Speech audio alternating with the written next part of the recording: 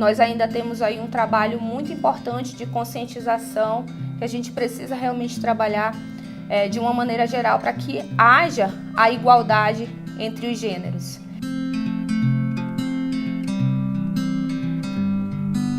Olá pessoal, tudo bem? Eu sou a Maiame Sombra, estou na FMU FIANFAAM à frente da Diretoria de Gente e Gestão e eu estou super feliz de estar aqui hoje para a gente falar desse tema tão relevante, tão importante que é o empoderamento feminino, falar das mulheres no mercado de forma geral e a atuação delas em cargos de gestão. Eu sou a Sabrina Graciano, sou diretora aqui da FMU do setor jurídico e também estou super feliz por estar aqui. Além de ser um tema super relevante e importante para as mulheres, eu me sinto extremamente honrada por estar aqui com uma amiga minha muito querida, que além de ser minha colega de trabalho, também aí é minha conselheira de vida. Obrigada, Sabrina. Mai, entrando então direto no tema, me conta um pouco como foi sua vida, como você chegou até aqui, quais foram suas experiências na área de RH? Legal. Eu acho que é importante a gente iniciar falando um pouquinho do cenário da mulher de forma geral nesse âmbito e na frente da área de recursos humanos, né? Claro que a gente percebe que ultimamente as mulheres vêm sim crescendo aí o posicionamento delas no mercado de trabalho, cada vez mais aí atuando em posições estratégicas e é super importante a gente falar sobre isso. Mas olha que interessante, Sabrina, quando eu vou trazer, tá, pessoal, para a minha realidade, para a área de recursos humanos. Quando a gente avalia esse percentual de participação da mulher dentro da área de recursos humanos, tem um dado super legal.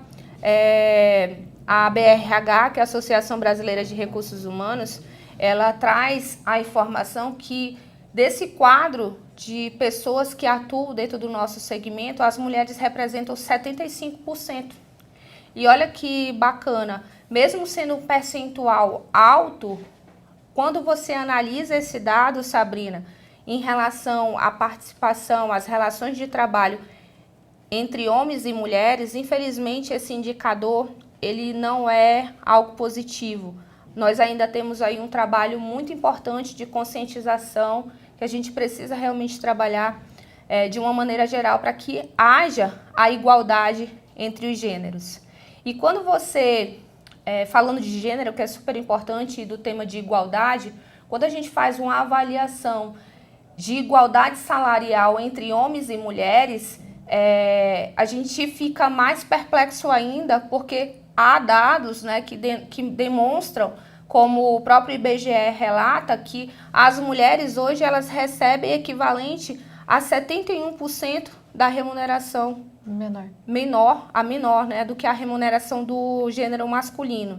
Então, quando você analisa esse dado para cargos de gestão, mulheres em posição como a nossa, de coordenação, gerência, diretorias, esse percentual ele cai mais ainda, equivale a 61% da remuneração que os homens recebem.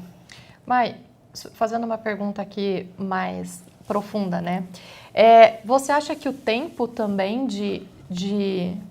o tempo que as pessoas levam para chegar no cargo de liderança, você acha que tem uma diferença entre os homens e as mulheres? Você acha que para os homens, de repente, as coisas acontecem de forma mais rápida pela estrutura mesmo, de forma alguma, aqui não falando que a culpa é deles necessariamente, mas pela forma como as coisas estão sendo colocadas, né, no mercado de trabalho? A mulher, ela demora mais, o homem é mais rápido, demora a mesma coisa? Excelente pergunta, Sabrina. Tem até um dado muito legal de uma pesquisa feita agora pela McKinsey que fala um pouco sobre isso. Por que as mulheres elas demoram para chegar ao cargo de gestão, ou por que o nosso encarreiramento ela acaba demorando mais do que homens? Por exemplo, é muito comum você ver um gestor do sexo masculino assumindo uma posição de liderança com 32 anos. Mas, trazendo para a minha experiência, eu comecei a minha vida, né, acadêmica muito cedo, portanto, eu tive a oportunidade de ingressar na minha área também muito cedo.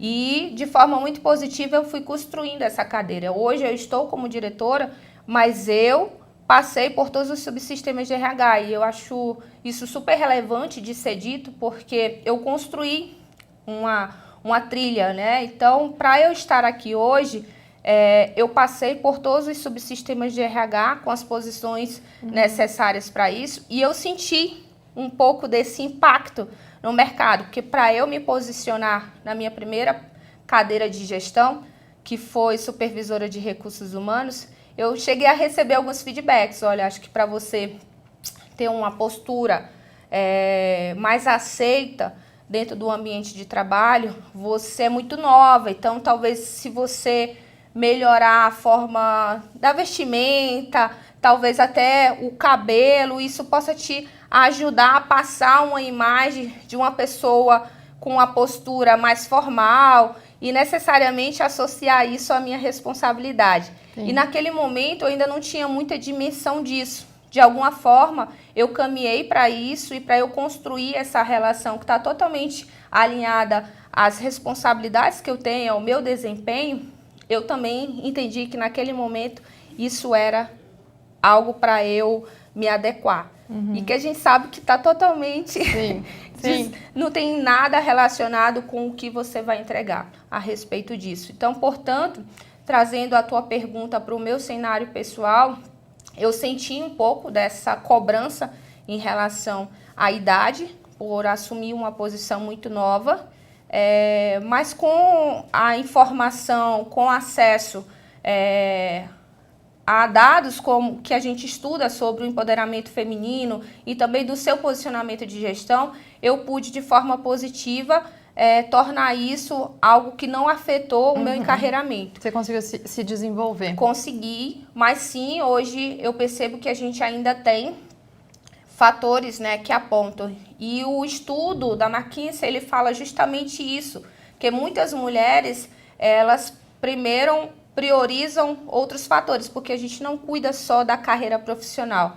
É atribuído a nós também um outro papel, sim, que é o papel materno, o papel familiar, que acaba atribuindo e faz com que a mulher ingresse na carreira dela com maior idade. Né? Isso é outro fator. Mas assim, pessoal, é super importante a gente também trazer como informação que... Inclusive, esse estudo fala, Sabrina, que de 2016 para 2021, justamente por conta do nosso posicionamento no mercado de trabalho, da nossa determinação, do nosso foco, esses dados mostram que as mulheres, de fato, vêm ocupando cenários de gestão nas empresas e que esse número, ainda que tímido, ele vem aumentando. Eu posso dizer que entre cargos de coordenação, gerência, diretoria, nós já estamos representando aí no mercado 4% de participação. Dos nossos cargos de diretoria, vice-presidência sênior, isso no meu cenário de recursos humanos, a gente representa 3%. Então, são números tímidos e o estudo até traz um exemplo. Para cada 100 homens que recebem a oportunidade de atuar no cargo de gestão, é como se 86 mulheres pudessem receber essa mesma promoção. Mas assim, não é para desanimar, viu, pessoal? Inclusive, Sabrina, eu fico muito feliz de até trazer o meu relato pessoal, que eu não faço parte dessa estatística aí de desigualdade salarial, sim, até porque a FMU hoje, a FIAN-FAAN, trabalha com a política que é voltada realmente com respeito. Hoje o nosso foco é, de fato, trabalhar com a remuneração salarial única. A gente não, sim, faz diferenciação salarial entre gêneros, entre homens e mulheres. E só te cortando um minuto, também quero compartilhar e contribuir para a nossa gestão aqui também. Ela também é bastante equilibrada, né? A gente tem mulheres e homens no cargo de gestão. Se você for contar na unha mesmo, a gente tem até um pouquinho mais de mulher, e eu tenho esse dado para te informar, porque esse também é um papel super importante da área de recursos humanos, viu, pessoal? Quando a gente fala do empoderamento feminino, como que a área de RH, como que a nossa área de gente de gestão pode contribuir para que a gente realmente esteja acompanhando esse dado? Porque palavras são boas, mas o vento leva. Então, a gente precisa, de fato, trabalhar com indicadores. E aqui, dentro da nossa governança corporativa, nós temos um indicador que é apresentado no nosso staff mensal, onde nós avaliamos o nosso número, nosso percentual de liderança por gênero. E aí eu vou te responder. Aqui na FMU FIANFAAM, as mulheres representam 53% do cargo de gestão. E eu fico super feliz por isso, porque mostra que, de fato, a gente tem essa preocupação de estar acompanhando e de dar todo o suporte que a gente precisa. Sim, e o que eu acho legal nisso é que, assim, não é que as mulheres ocupam 70% ou 80% e causam desequilíbrio, porque a ideia não é essa. Exatamente. Né? A ideia é que fique equilibrado mesmo, né? 50-50, 49-51, e eu acho que a FMU faz isso muito bem, porque a gente tem aí 53%, não é um número discrepante de um para o outro, né? Então é um equilíbrio mesmo. De fato, existe uma igualdade nesse sentido aqui, né? E é importante que esse olhar, ele comece desde o processo inicial de entrada da instituição. Então vai desde a nossa cultura que nós temos hoje para todos os demais processos da nossa instituição. Sim. Agora, Sabrina, eu trouxe alguns dados aqui da nossa área, falando especificamente aqui do meu mundo, né, do meu universo de recursos humanos, e eu queria ouvir um pouquinho de você. Me fala mais sobre o cenário da mulher no âmbito jurídico, dentro da área jurídica. Eu acredito que você tem algumas contribuições aqui para fazer. Tenho. Eu trouxe uma colinha, né, porque advogado não tem muita memória também, então eu trouxe aqui uma colinha bem rapidinha. Foi uma pesquisa que eu fiz muito rapidamente, embora esses números sejam parte da minha vida e eu viva isso todo dia praticamente, eu quis trazer aqui uma colinha para eu ter certeza que eu não ia perder nada, tá? Então, meninas do direito, o que é importante a gente saber, né? O Brasil, ele tem um histórico tradicional, né, em alguns cursos. O direito é um deles. O direito foi o primeiro curso que chegou no Brasil lá na época ainda do Império, tá? Então, a primeira universidade fundada aqui no Brasil foi em 1827, tá? Então, bem no comecinho lá do final, aliás, no comecinho ali de 1827, vamos lá. A primeira mulher a se formar numa universidade foi Mirtes Gomes de Campos e ela se formou em 1898. Ou seja, quase aí 100 anos depois, né? A gente está falando de muitos anos. E a Mirtes, apesar dela ter se formado em 98, ela somente conseguiu, na época não tinha OAB, ela somente conseguiu a licença para atuar como advogada em 1906. E ainda assim foi uma briga muito grande, porque a advocacia era uma atividade viril. Né, era assim que era colocada, apenas homens podiam exercer a advocacia. Então, a gente está falando aí de quase 100 anos de diferença, né, dos primeiros advogados formados no Brasil, porque a gente tinha antes alguns que vinham de Portugal, né. Depois da Mirtes, gente, a gente teve a primeira inscrita na OAB apenas em 1932. Já tinha até terminado a Primeira Guerra Mundial, a gente já estava entrando num cenário de Segunda Guerra, e aí sim a gente teve a primeira mulher inscrita na OAB, tá? Em 1939, a gente teve a primeira juíza, a primeira magistrada aqui no Brasil. E de 39, a gente teve aí quase 20 anos de diferença para a próxima mulher, né? Para Teresa Tang, que foi a segunda mulher a sentar numa cadeira de magistrado, tá? Então, nós estamos falando aí de séculos de história de homens nesse cenário, dominando o cenário jurídico, né? Em 1970, pouco tempo, né? 1970 não faz tanto tempo assim, a gente teve a primeira mulher a cursar um doutorado no Brasil, gente. A gente está falando de 1970. Assim, muito tempo, né? É muito tempo depois da primeira universidade, né? Que veio para cá. E aí os dados mais chocantes, né? Apenas no ano de 2000, nós tivemos a primeira mulher a sentar na cadeira do STF como ministra. Nossa, muito tempo, Sabrina. 2000, agora, né? A gente tem alunas que nasceram em 2000 que estão entrando agora na faculdade e agora que a gente teve essa ocupação pela ministra Ellen Grace. Da Ellen Grace para a próxima mulher, nós tivemos mais 6 anos. Apenas em 2006, a ministra Carmen Lúcia, sentou no STF, tá? E de 2006, a gente ainda teve mais um tempo aí para a terceira a sentar, que foi a Rosa Weber, que ocupou essa cadeira em 2011, gente. E um fato super interessante que não pode, né, não podemos deixar de falar, é que de 2000 até agora, a gente só teve essas 3 mulheres que ocuparam a cadeira de ministra no STF. Né? Então, a gente está falando de dados bastante chocantes. Né? Sim. Outro dado. Apenas em 2017, gente, a primeira mulher ocupou o cargo mais alto no Ministério Público Federal, tá? Que foi a Raquel Dodge.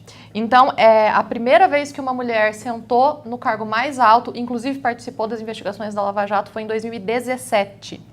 Em 2018, foi realizado, né, um estudo pelo Conselho Nacional de Justiça, onde foi visto que apenas 38% das cadeiras de magistrado no país são ocupadas por mulheres. Tá? Então, temos apenas 38% de juízas exercendo a função aqui no Brasil.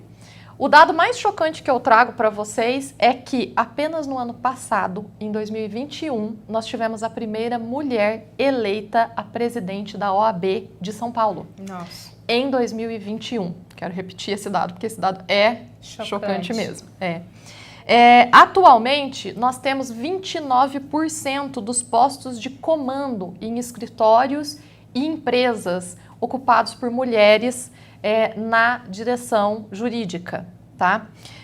Dados importantes também, porque o direito, ele está muito conectado à política, né? Então, a gente tem a divisão dos 3 poderes e a gente tem a Constituição Federal, obviamente. Então, o direito, ele tem ali uma conexão muito forte com a política. Então, eu trago dados aqui para vocês da política também, do nosso cenário político atual. 15% do Congresso Nacional é ocupado por mulheres, tá?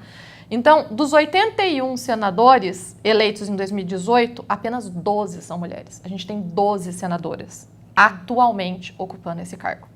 Tá? Na Câmara, as mulheres ocupam 77 cadeiras das 513. Tá? Então, nós temos 503 cadeiras no Congresso e a gente tem 77 ocupadas. E das 25 comissões permanentes, né, do Congresso Nacional, apenas 16% foram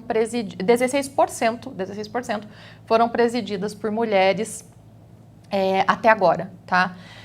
O que eu queria trazer com esses dados todos, Mai? É ano de eleição, né? Sim. A gente está no ano de eleição.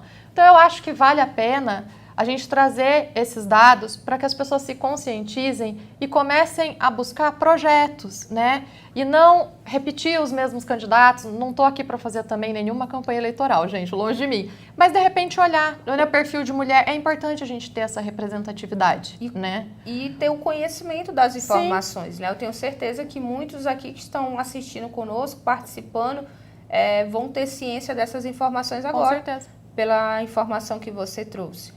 Mas, Sá, lógico, você trouxe, assim, percentuais super relevantes, importantes e, infelizmente, não satisfatórios quando a gente pensa aí no posicionamento da mulher.